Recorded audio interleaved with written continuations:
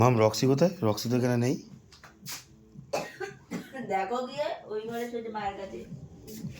দেখি মালটা কোথায় আছে আজকে। মা রক্সি কোথায় গো? এই তুই ঠাম্মির ঘাটে উঠে গেছিস? নাপ নাপ। তুই এখানে থাকবি আজকে? তোর জায়গা পড়ে রয়েছে তো ওখানে, যা নিজের জায়গায় যা। নাপ, কাট দিয়ে নাপ।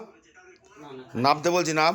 না না, এই বাবু এসো এসো, রক্সি রক্সি আমার কাছে এসো, ওর কথা শুনো না। তুই এখানে উঠেছিস কেন? বলে আগে ঠামের কাছে থাকবো, ওর ঠামের কাছে থাকবো।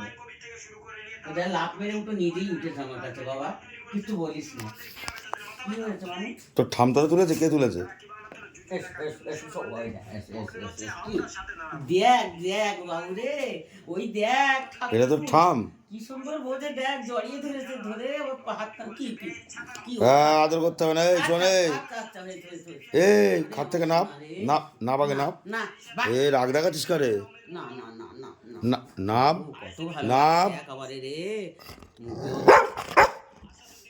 দেখছিস? দেখ তুই তাহলে থাক, ঠামের কাছে থাক, খেতে কিন্তু দেবো না আমি। আহারে তুই কুড়ি ওই বাড়ি চলে যাবি, মার সাথে ওই বাড়ি থাকবি তুই গিয়ে। এই বাড়িতে একদম থাকবি না।